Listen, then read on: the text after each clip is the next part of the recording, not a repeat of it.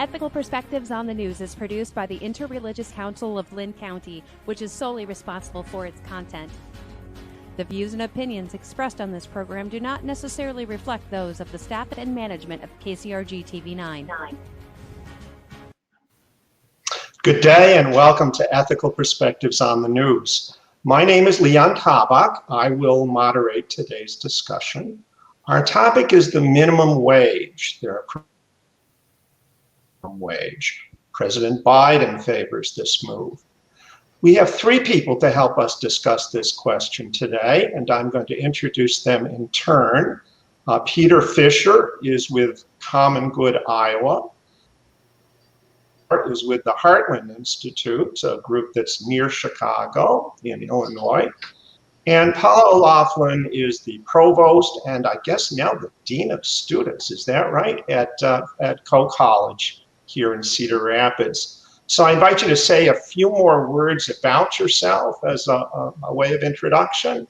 Peter, you're kind of going counterclockwise on my screen here. You're in the top there. You want to say a few words about yourself and your interest in this topic, maybe? Sure. I'm an economist by training. I taught at the University of Iowa for about 35 years in urban and regional planning, and I've been involved with nonprofit public policy think tanks in Iowa for the last 20 years. Now it's called Common Good Iowa, and we focus on state policy having to do with energy and environment and the economy and income and wages and family self-sufficiency and other things. So I guess that pretty well sums it up. So your organization has a long history in our community, but a more recent change of name, right? Is that right? Right. We were the Iowa Policy Project. We merged with the Child and Family Policy Center this last year. Okay. And changed our name. Alrighty, Samantha, you are our audience. Samantha came to the Midwest from Texas just a year or so ago, and we are introducing her to a Texas winter here. You were up there in Wisconsin a day ago. Did you do some ice fishing? What'd you do there, Samantha? Absolutely not. I would not volunteer to be out in this weather more than I had to be. I stayed firmly inside. Okay. And I'm very happy to be here. I might be the only person who left Texas to come to Illinois as opposed to the other way around. But hi, my name is Samantha Fillmore. I am a state government relations manager at the Heartland Institute, which is a 37, almost 38-year-old nonprofit think tank based out of the Chicagoland area, where we focus on free market policy solutions. And my job, in a bit of a nutshell, is primarily working with lawmakers. So currently, almost every state is in session right now. So a little bit of running around with our heads cut off, but it's wonderful. It's a really great time, and I love what we do at Heartland. Thank you for joining us. Thank you. And, yeah. And Paula at Coe College, previously your way to these administrative positions was as a professor of political science, is that right? Yeah, my training is in political science, and I'm really excited to have a chance to talk about this question of minimum wage. We try to model civic engagement and thoughtful engagement in the important public policy issues facing our country, and that is one that has a lot of meaning for young people today. So. Right. So maybe I can, I'd like help from one of you. I don't know who can do this for us. But set the stage for us. What proposals are on the table now? Who has been advocating for this recently? So we have a proposal for an increase in the federal minimum wage, but there have been people pressing for increases in different parts of the country as well. Is that right? What do we know about the current new minimum wage? Anybody want to help me out there? Well, I could help you out a bit. There are state level minimum wages as well. The federal has been stuck at $7.25 since 2009, but there's now 29 states that have passed their own minimum wage that's higher than the federal, including most of the states around Iowa have significantly higher minimum wages. What do we know about the minimum wage in our states here in Iowa? Yeah, we're at 725, same as the federal. Okay. Right. All right, Samantha, did you want to add something to this background as we set the stage? Yeah, moving more into what is passed in different state legislatures. Yes, 29 states have raised their minimum wage within the last few years, and many states currently have bills to further raise them in these upcoming sessions. There are states such as Montana, New Mexico, Nevada, Arizona, Oklahoma, Missouri. They're all looking to raise minimum wage at the moment, some as high as $20 per hour. So it's definitely a sweeping movement in the nation right now, both on the federal and the state level. So Paula, I was surprised during my reading prior to this show to encounter a column by an economist who said she was afraid to speak out on this topic. She believed that in recent years, this has become a more bitter fight than before. And in fact, she said she no longer fully trusted the academic literature. She didn't think all the voices were being heard. Can you talk a little bit about sort of the history of the politics here? How sharp of the divide? How much of an argument do we have here? What do you think? Well, I think it's actually probably just reflective of some of our broader divides about what we can't find common ground on. It has been an area where we haven't necessarily agreed, but it hasn't led to polarization. People pretty well knew where they were on this, and there haven't been a lot of changes. It's not really right now. I think it's getting embroiled in some ways in what we might call the culture wars. Yeah. And so that when it gets embroiled in the culture wars, that's never a good thing because then you cannot compromise very easily. Right. Okay, so I'd like to make a point here and see if there's any response. Again, in my reading, I learned that Germany, the fourth largest economy in the world, established a minimum wage in 2015 for the first time. It's only 6 years old there. Austria and Italy have no minimum wage law. American progressives often look to the Nordic countries for examples they want to imitate, but Finland, Norway, Sweden, Denmark don't have a minimum wage law. At one time, the Supreme Court of the United States held that minimum wage laws were unconstitutional. So we have that history and the fact that some prosperous nations are choosing to go without a minimum wage law. Any comment on that?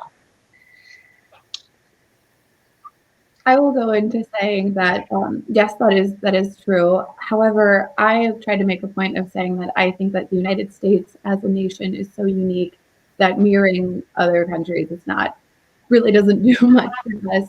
Germany specifically, or other states that haven't had minimum wage laws in the past, do also have a myriad of social welfare programs to an extent the United States doesn't. So you're always comparing apples and oranges when it comes to international comparisons. So I always try to say to everyone to focus on what's best at home and what's best for us. But yeah, I mean, that is a good point and interesting. And I don't think a lot of people know that. Mm-hmm. Okay. Peter, could you tell us how economists measure the effect of a minimum wage law? So the opponents will argue that an increase in the minimum wage law is likely to increase unemployment. How do we test that proposition? Where does your profession stand on that?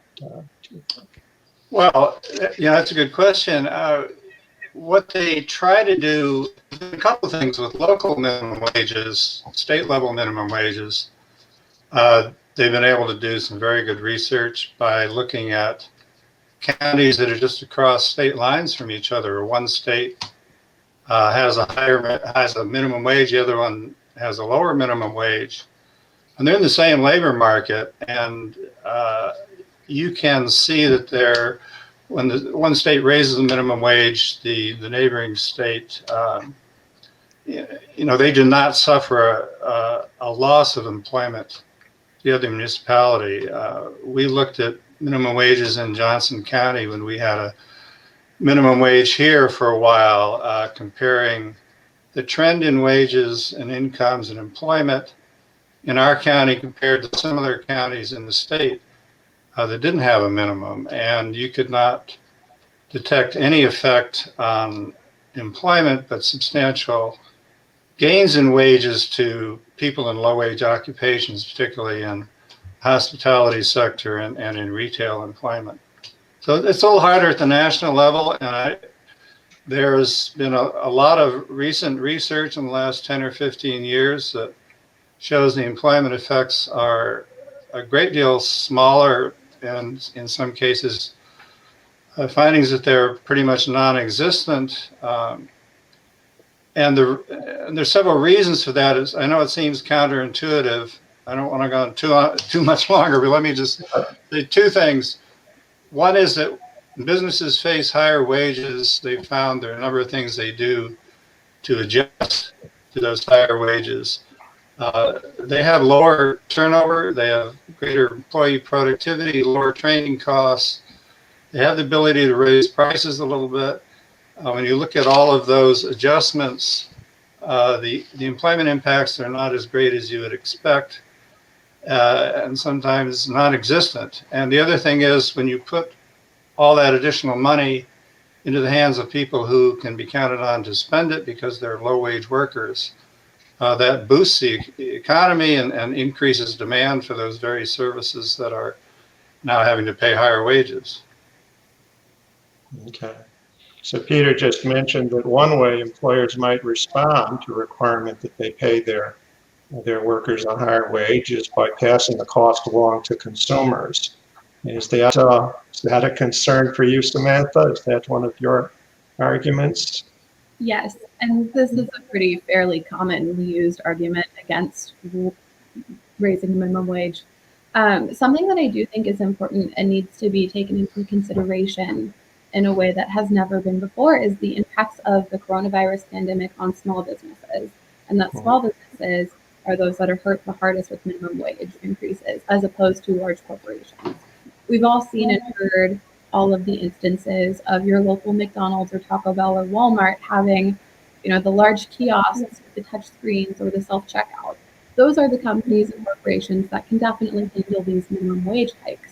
However, it is the small business owners that already has marginal increases if they even survived through this pandemic, which a lot of them haven't. An analysis based on Yelp estimates that 60% of U.S. small businesses have permanently closed in the last year.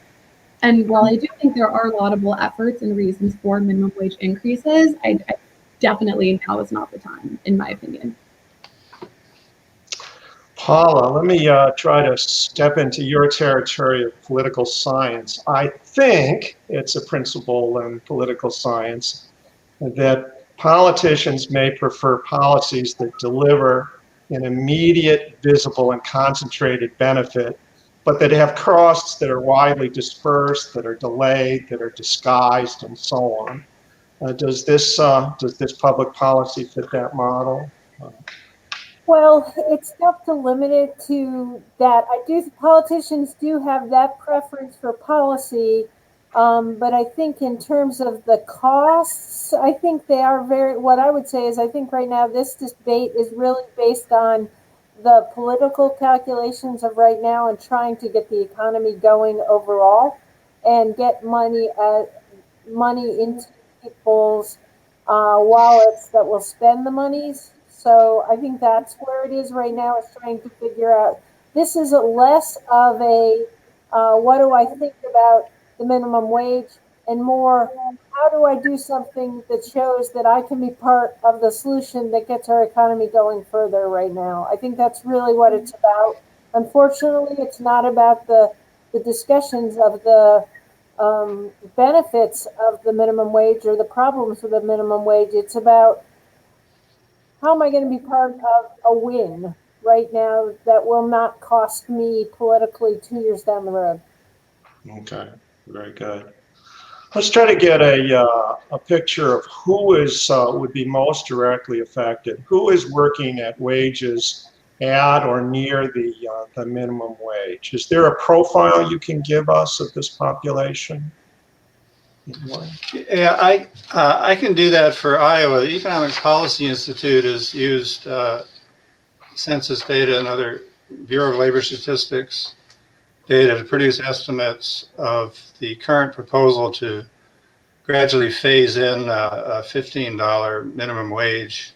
And what that would mean in Iowa, the workers who would benefit constitute about 30% of the labor force, over 450,000 workers.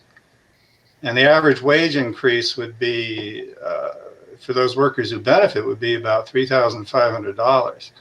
So there aren't that many workers at the minimum wage. The vast majority of workers, even in low-wage sectors, are earning, at least $8 or $9 an hour now. But moving gradually to 15 would benefit a pretty wide swath of the Iowa labor force and their families, and including 62% of those workers who would benefit are women, because they're overrepresented in the low-wage labor force, and 61% are over age 24. So it's not just young people working in McDonald's. There are a lot of adults trying to support a family at low-wage employment who would benefit from this. Okay. Paula, are there people exempted from this minimum wage requirement? Are there some employees who do not have to be paid this? Do you know this? Yeah, there are a few. There are a few folks out there, and I'm pretty rusty on it, but I know that the service industry, people who get certain amount in tip are off. There's also some limits, and I'd probably turn to the others. There's some limits on the youth of some people as well, and there's a couple of farm workers, I believe. Last time I checked, there was some farm stuff.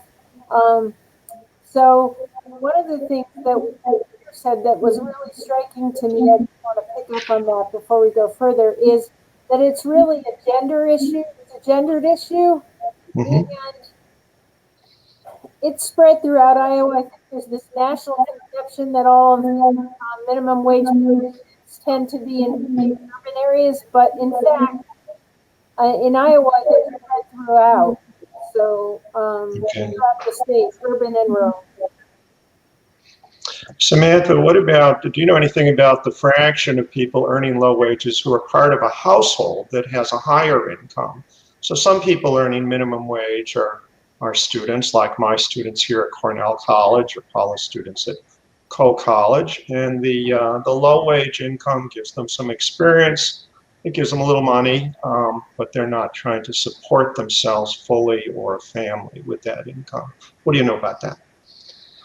I do know that that is true, as I did work minimum wage jobs all during college. I do not know the exact percentage or statistic, I will admit. However, I think that is an important point to keep in mind.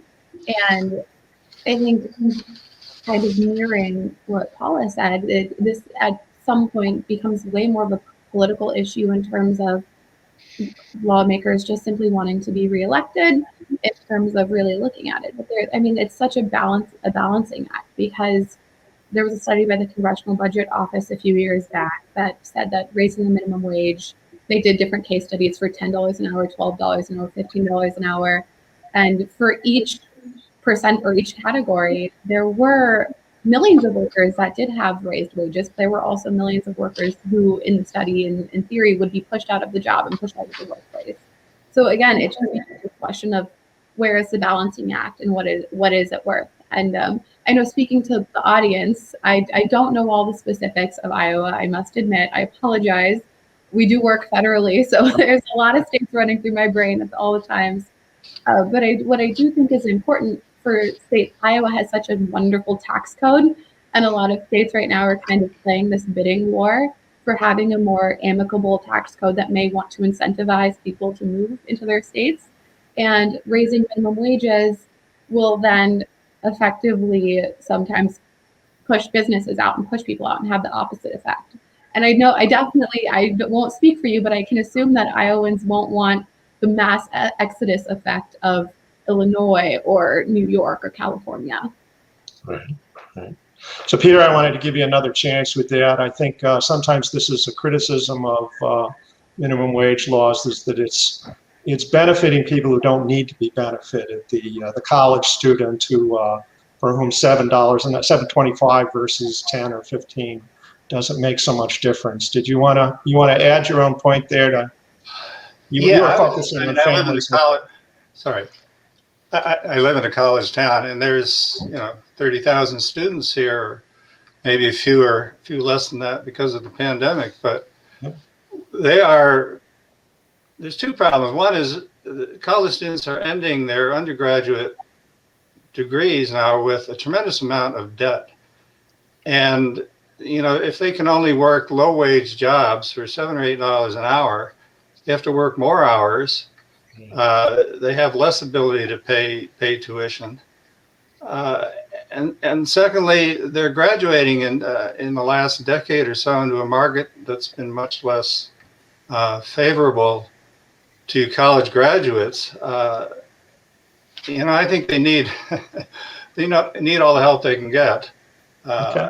and I think there's counter arguments for that view of college students in particular. Leon, They don't have good paying jobs. They got to take out great big loans, and they already have a lot of debt. Yeah, I mean, Leon, I would just echo what Peter said right there. The college student who doesn't need the money doesn't go to school at any of any schools in Iowa at this point. Our students need the resources from those minimum wage jobs, and we're wrong. We have to think, and I'm not saying public policy people are doing this, but what our end result is, we want people to live in Iowa as taxpayers. And we want businesses in Iowa too. But we need to have people who want to live in Iowa. And if we need to grow our population such, then we need to be being in an environment that wants to bring young people, and they want to be working here, whether it's a minimum wage job that's more than $7.25, or we want them to come here to go to college with a decent job, part-time job while they're going to college, so they stay in Iowa. So from my perspective, it's actually vital for Iowa. That the reason it's vital for Iowa, and it is about something down the pipe that most of us won't be around when we need that population in Iowa to be taxpayers. Okay. Yeah, so I used college students as an example of people who might be part of a household with a larger income. So that could include a spouse who's bringing in a second income in a household that has a significant income and so on.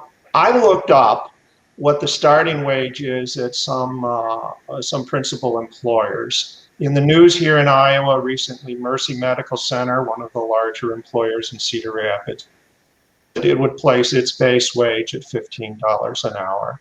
I looked at Kohl's and Target and Walmart and McDonald's, and some of those places are still down at $9 an hour, but some are up close to 15.